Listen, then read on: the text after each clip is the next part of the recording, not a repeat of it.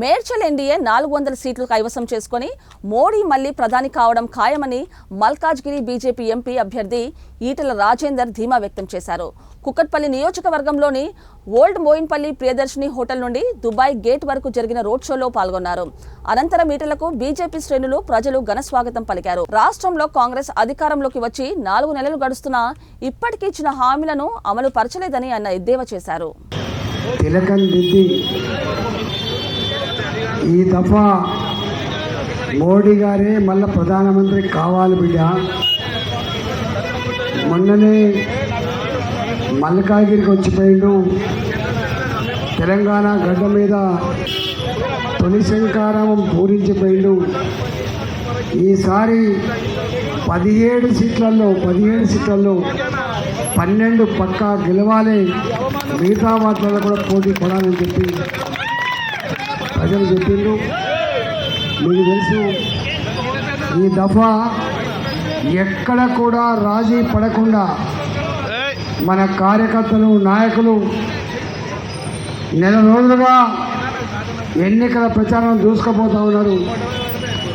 రాజేశ్వరరావు గారు చెప్పినట్టుగా ఇంకా 40 రోజులు లేదు, 30 రోజులు మాత్రమే ఉంది. ఇవాళ ఆల్రెడీ 12వ తారీఖు మే 13వ తారీఖు నాడు ప్రతి ఒక్కరు కూడా పోలింగ్ బూత్ అని చెప్పే సోయి ఉండాలి. కానీ మొన్న ఆయన అంటున్నాడు, నేనేదో లంచ బిందెలు ఉన్నాయనుకొని వచ్చిన పారు అని చెప్పి నినాదాలు ఇస్తూ ఉంటే 3వసారి ముచ్చటగా ప్రధానమంత్రి నరేంద్ర మోడీ గారు ఉండాలని చెప్పి వాళ్ళు భావిస్తూ ఉంటే, నినాదాలు ఇస్తూ ఉంటే 40 ఉన్న కాంగ్రెస్ యూపీలో చతికిలబడ్డది, రాజస్థాన్లో లేదు. మేడ్చల్ వరకు మెట్రో రైల్వే లైన్ రావాలన్నా భారతీయ జనతా పార్టీ అధికారానికి వస్తే తప్ప లేకపోతే లేదు. ఇవాళ మోడీ గారి దగ్గర మల్కాజ్గిరి పేరకు విపరీతమైన పలుకుబడి ఉన్నది.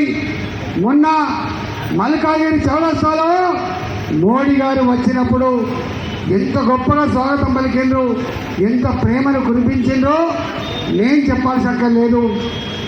వారే స్వయంగా జగిత్యాల సభలో, వారే స్వయంగా నాగర్ కర్నూలు సభలో చెప్పేది. కాబట్టి నాలాంటి వాడు మళ్ళీ పైరం చేయాల్సక్కర్లేదు. ఏదన్నా డెవలప్మెంట్ అంటూ జరిగితే కేంద్ర ప్రభుత్వ అండదండతో జరగాలి. కేంద్ర ప్రభుత్వంలో ఉండేది రేపు మీరు గెలిపిస్తే నేనే అక్కడ ఉంటా. కాబట్టి ఈ రాష్ట్రం, ఈ దేశం బాగుపడాలంటే, ప్రశాంతంగా ఉండాలంటే, ప్రగతిశీలంగా ముందుకు పోవాలంటే, ప్రపంచంలో భారతదేశం గొప్ప స్థానంలో నిలవాలంటే, బాంబుల మూతలు తుపాకుల మూతలు లేకుండా ఉండాలంటే ఇవాళ మోడీ గారే మళ్ళీ రావాలి. కాబట్టి హైదరాబాద్లో ఉన్న ప్రజలు, మల్కాజ్గిరిలో ఉన్న ప్రజలు మీరంతా కూడా విజ్ఞతతో ఆలోచన చేసి కమలం పువ్వు గుర్తుకు ఓటేసి గెలిపించాలని చెప్పి కోరుకుంటూ, ఇవాళ గొప్పగా మా ఓల్డ్ బోయినపల్లి కూకట్పల్లి నియోజకవర్గ నాయకులు కార్యకర్తలు పెద్ద ఎత్తున వేలాదిగా తరలివచ్చి ఇవాళ ఈ ర్యాలీ నిర్వహించినందుకు మీ అందరికీ పేరు ధన్యవాదాలు తెలుస్తున్నా. దీంట్లో